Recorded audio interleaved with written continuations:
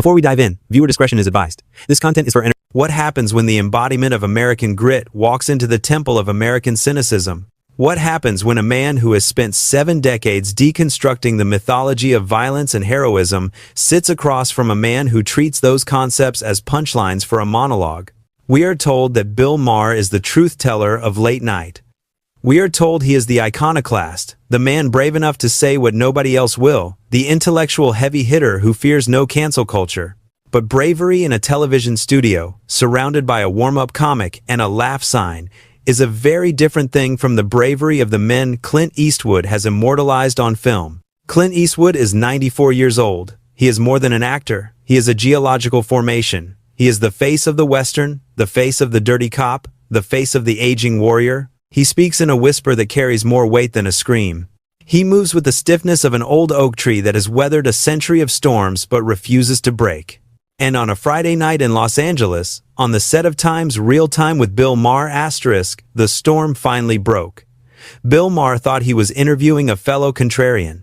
He thought he was inviting an anti-woke ally to share a few laughs about the softness of the younger generation.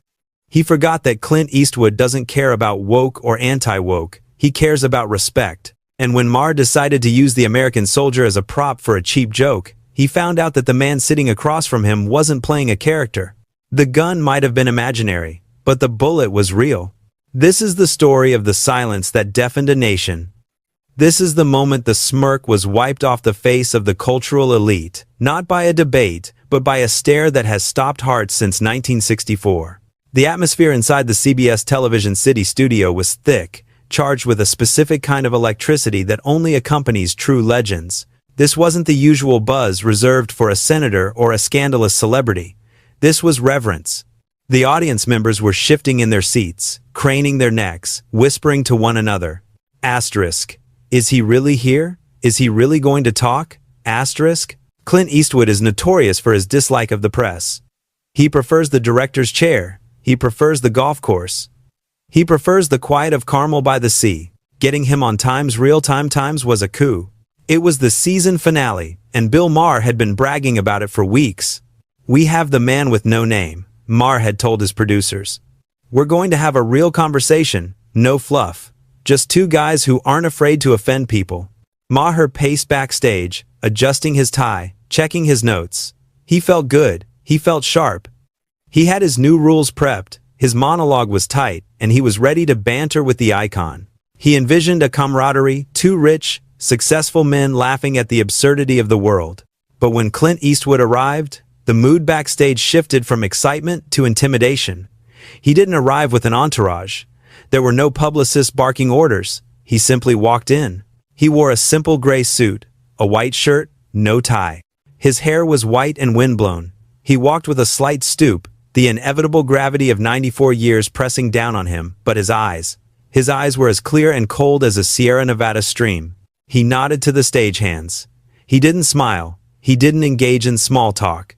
He looked like a man who had shown up for a duel, not a talk show. 2 minutes to air, the floor manager shouted, his voice noticeably lower than usual, as if afraid to disturb the ecosystem that Eastwood carried with him. The theme song hit that frantic, bongo-heavy intro that signals the start of Maher's sermon. The audience cheered. Maher jogged out, soaking up the applause, doing his usual routine of mugging for the camera. Thank you very much," Maher shouted, sitting at his desk, his hands clasped. "We have a hell of a show tonight. But first, my first guest needs no introduction. He is an icon. He is a legend. He is the man who taught us all that dying ain't much of a living. Please welcome, Clint Eastwood." Clint walked out. The audience didn't just clap, they stood. It was a standing ovation that lasted a full minute. It was a wave of respect that washed over the stage, drowning out the music. Clint waved once, a small, economical gesture. He sat down. He leaned back, crossing his long legs, and looked at Maher. "Welcome, Clint," Maher said, leaning in, his smile wide. "It is an honor, truly." "Thank you," Clint said. His voice was a rasp, a sound like dry leaves scraping over concrete. It forced the sound engineers to crank the gain on his microphone. The room instantly went silent to hear him. "You look great," Maher said. 94. I mean, come on. What's the secret? Is it the raw eggs? Is it the whiskey? Just waking up, Clint said. The delivery was dry, deadpan. The audience laughed. For the first 10 minutes, it was the interview everyone expected. They talked about the golden age of Hollywood. They talked about Sergio Leone. They talked about directing. Maher was charming, deferential even. He was playing the fanboy. You know, I love Times Unforgiven asterisk, Maher said, tapping his pen on the desk. It deconstructed the myth of the cowboy. It showed that violence is ugly. It's messy.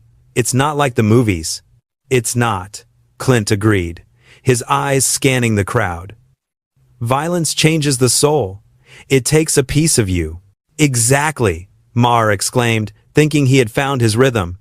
It takes a piece of you, and that's what I love about your work, Clint. You're a realist. You don't sugarcoat it. You don't wave the flag just to wave it. You show the cost. I show the men, Clint corrected him softly. The cost is paid by the men. Maher nodded, but he didn't really hear it. He was too busy setting up his next point. He was too busy laying the trap that would eventually snap shut on his own hand. Right, the men, Maher said. But let's talk about the world we live in now, because you've seen it all. You've seen World War II, Korea, Vietnam, Iraq, and now we have this. This situation. The producer in the booth signaled for the segment change. The calm setup was over. Maher shifted his posture. He stopped being the fan and started being the pundit. The smile became tighter, more cynical. I want to ask you about patriotism, Maher said. Clint didn't move. He just watched Maher's lips moving. Because patriotism has changed, hasn't it? Maher continued. It used to be about sacrifice. Now it seems like it's just a bumper sticker. It's just people yelling USA while they storm the Capitol or buy a truck they can't afford. Clint narrowed his eyes. The squint appeared, that famous tightening of the ocular muscles that usually precedes a gunshot in a spaghetti western. Patriotism is a quiet thing, Clint murmured. Is it? Maher challenged. Because from where I sit, it looks pretty loud, and it looks pretty stupid. The word hung in the air. Asterisk, stupid, asterisk. Maher chuckled at his own joke, looking to the audience for validation. A few people laughed, but it was a nervous laughter. They sensed the shift. They sensed that calling patriotism stupid in front of the man who directed Times American Sniper Times and Times Letters from Iwo Jima Times might not be the wisest tactical move. Stupid, Clint repeated. He didn't ask it as a question. He tasted the word, rolling it around his mouth like a piece of bad meat. Well, yeah, Maher said, leaning back, getting comfortable in his arrogance. I mean, look at the recruitment numbers. The military is having a crisis. Nobody wants to join. And can you blame them? Who wants to go fight for? What? Oil? Raytheon's stock price? Freedom? He used air quotes for the word freedom. The air in the studio grew thin. I mean, let's be honest, Clint, Maher continued, revving up his engine. We call them heroes. We do the whole thank you for your service routine at the airport. It's a ritual. It's secular religion. But are they really heroes? Or are they just suckers? Asterisk. Suckers. Asterisk. The camera caught Clint's hand. It was resting on the arm of the chair. The knuckles, gnarled with age and arthritis, slowly turned white. Suckers? Clint whispered. The sound was barely audible, but it carried a vibration that silenced the few people who were still chuckling. I mean, think about it, Maher said, oblivious to the predator staring at him. He was on a roll now. He was doing his bit. You take an 18-year-old kid from Alabama or South Dakota. The education system has failed him. He has no job prospects. He can't afford college. So the recruiter comes along in a shiny uniform and promises him a Camaro and a college degree if he just signs on the dotted line. And then we ship him off to the desert to guard a poppy field. That's not heroism, Clint. That's exploitation. They aren't defending our freedom. They are just pawns. They are uneducated kids looking for a way out, and they get duped. Maher spread his hands, smiling smugly.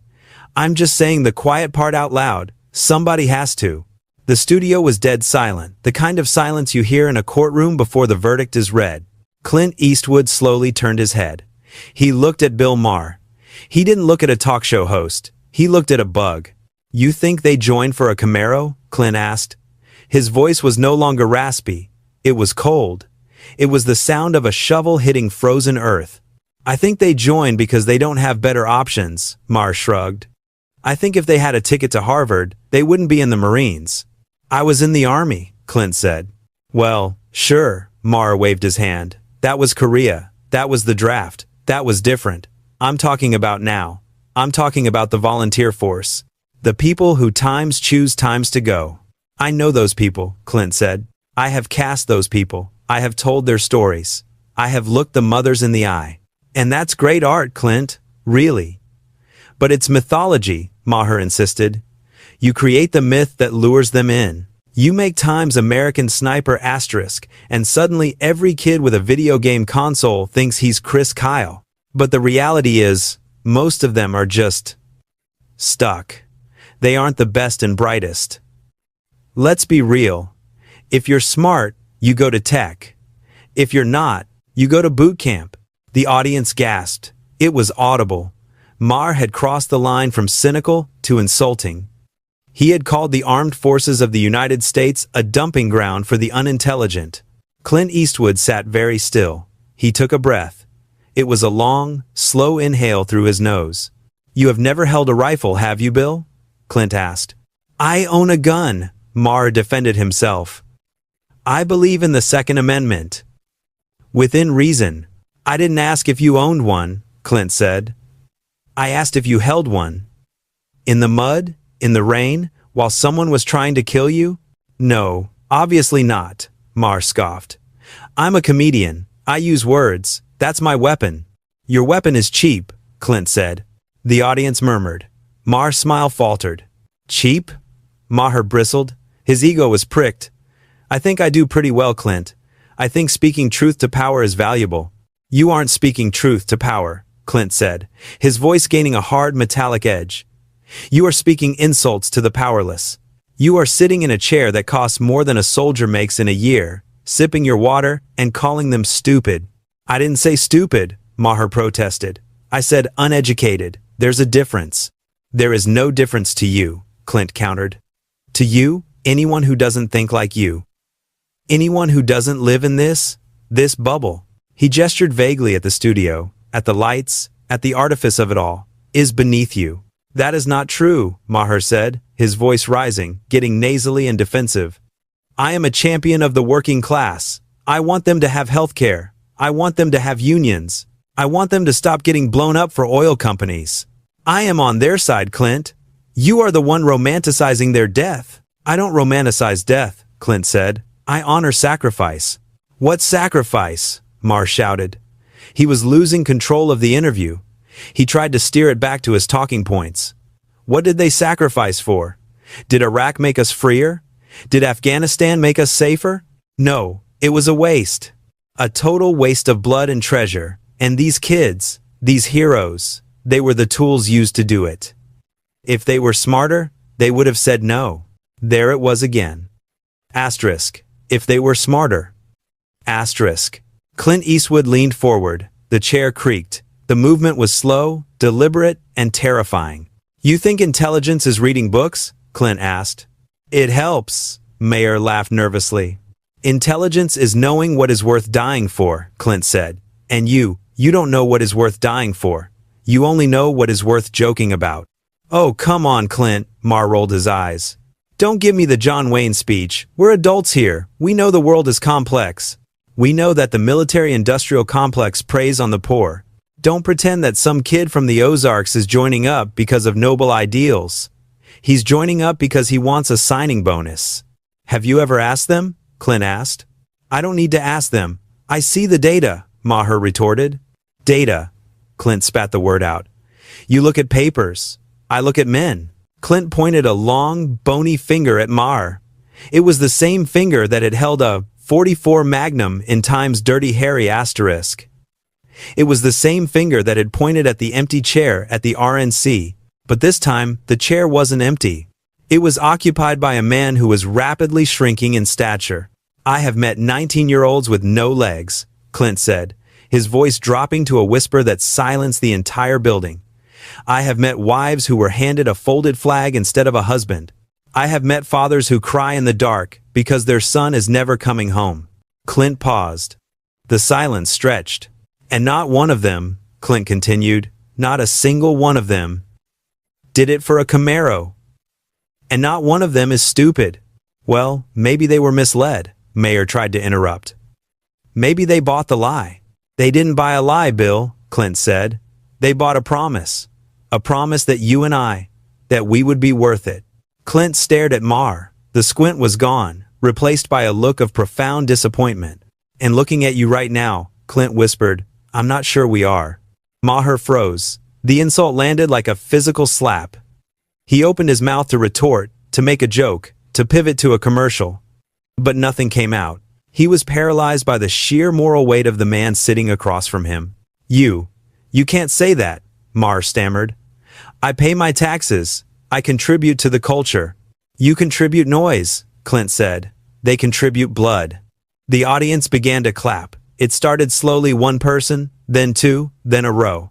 It wasn't the raucous applause of a comedy show. It was the applause of people who were finally hearing something real.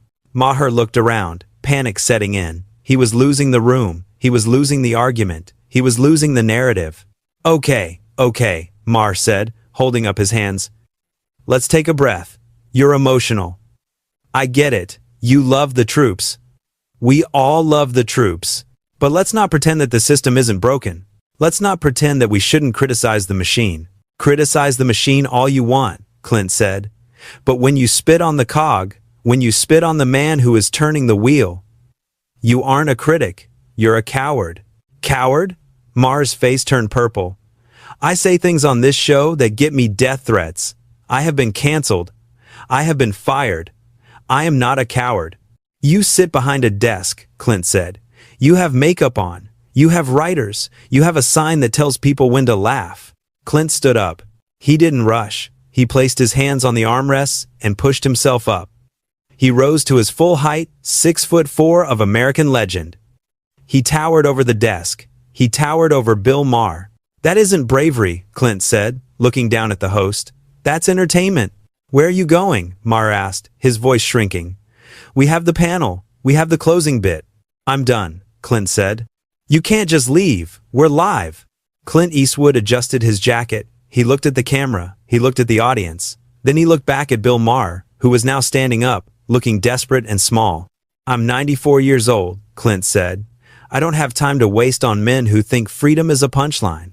The studio was vibrating. It wasn't a mechanical vibration from the cameras or the sound system. It was the frequency of a confrontation that had gone completely off the rails. Clint Eastwood was standing, a towering silhouette against the brightly lit backdrop of the Los Angeles skyline. Bill Maher was half out of his chair, one hand reaching out as if to physically restrain the legend, the other clutching his pen like a talisman of intellectual authority. You don't have time? Maher repeated, his voice rising an octave, cracking with incredulity. Clint, sit down. Don't do this. Don't be the old man yelling at clouds. We are having a discussion. If you leave now, you're not making a point. You're forfeiting the game. Clint stopped. He didn't turn around immediately. He let the words hang there. Asterisk. Forfeiting the game. Asterisk. Slowly, agonizingly, Clint turned back to face the desk. He didn't sit. He placed one hand on the back of the guest chair, gripping the leather. The game? Clint rasped. The word sounded like a curse. That's all this is to you, isn't it, Bill? It's a game. It's ping pong. You say something shocking, I say something angry, the audience claps, and you sell more tickets to your stand-up tour. It's a debate of ideas, Maher insisted, trying to regain his footing, trying to summon the smug confidence that was his trademark. It's the marketplace of ideas. If you can't defend your position without running away, maybe your position is weak. My position, Clint said, his voice dropping to a low rumble that felt like a subwoofer hitting a bass note, is buried in Arlington. My position is scattered across the beaches of Normandy. My position is sitting in a VA hospital right now, waiting for a prosthetic leg that fits. He leaned over the chair, his face hardening into the granite mask that had stared down outlaws and warlords for half a century.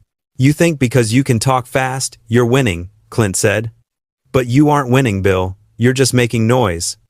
And I have heard enough noise to last a lifetime. I am asking questions, Maher shouted, slamming his hand on the desk. He was desperate now. He was the smartest kid in the class, and the principal was dressing him down. I am asking why we send them to die. I am on their side. Why can't you see that? Because you called them suckers, Clint said. I didn't mean it like that. You meant it exactly like that, Clint cut him off. You think they are suckers because they believe in something you don't? You think they are suckers because they are willing to give up the only thing they have, their lives, for a country that you spend every Friday night mocking. I mock the politicians, Maher defended. I mock the system. You mock the soldier, Clint said. You mocked the 18-year-old boy. You called him uneducated. You called him a pawn. You looked down your nose at him.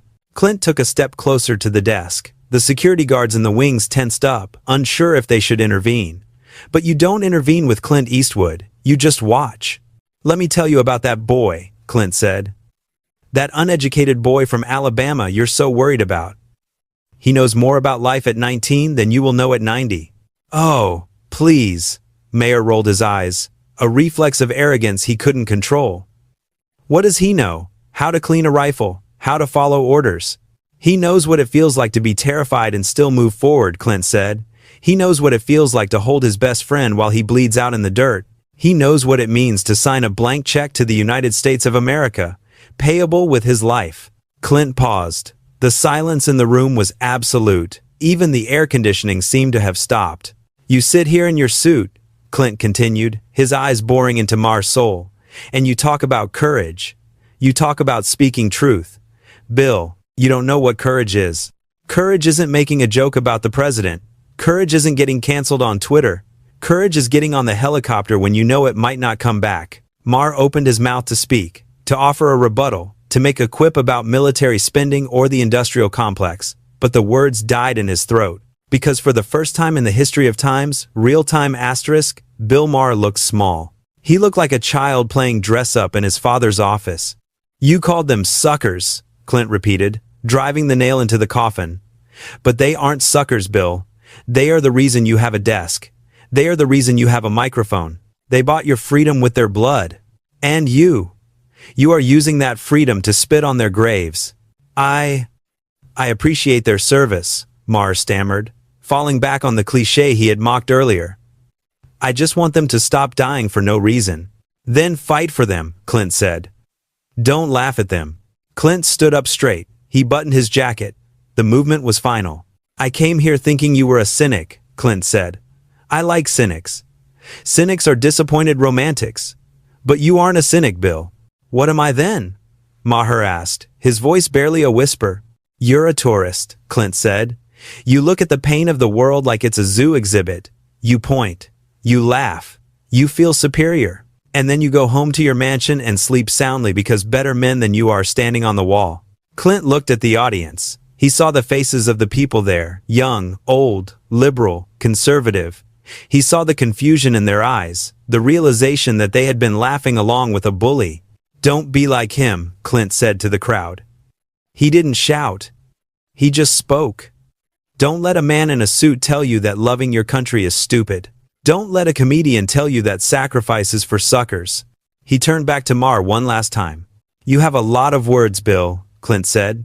You have a lot of jokes, but when the lights go out and the crowd goes home, and you're left alone with yourself. Clint leaned in, his voice dropping to the gravelly whisper of time's Gran Torino asterisk. I wonder if you like what you see. Bill Maher sat frozen. His mouth was slightly open. His hands were still clutching his pen, but his knuckles were white. He had been eviscerated. Not with shouting, not with insults, but with a moral clarity that cut through his cynicism like a laser. Clint Eastwood turned away. He didn't look back. He began to walk toward the exit. It was a long walk. The Times real-time time studio is large, and the distance from the desk to the wings felt like a mile. But Clint didn't rush. He walked with that distinctive, loping gait, the walk of the gunfighter, the outlaw Hosea Wales, the pale rider. The silence was excruciating. The producers didn't know what to do. The band didn't play. The applause sign remained dark. Then, it happened. A single person in the back row stood up. It was an older man, wearing a faded baseball cap. He started to clap, It wasn't a polite clap. It was a slow, heavy, rhythmic clap. Asterisk, clap, clap, clap, asterisk. Then the woman next to him stood up, then a young man in a hoodie, then a couple in the front row. Within seconds, the entire studio audience was on its feet. They weren't clapping for Bill Maher. They weren't clapping for the show. They were clapping for the exit. They were clapping for the truth. The sound swelled into a roar. It was a standing ovation for a man walking away. Clint didn't stop. He didn't wave. He didn't acknowledge the applause. He kept his eyes forward, focused on the exit sign. He was leaving the circus. He was going back to the real world. As he reached the edge of the stage, he paused for a fraction of a second. He looked at the camera operator, a young man named David, who had served 2 tours in Afghanistan. Clint had noticed the pin on his lanyard earlier. Clint looked at the camera, then looked at David. He offered a small, almost imperceptible nod, a salute. David nodded back, tears welling in his eyes. Then, Clint Eastwood stepped into the shadows of the wings and was gone.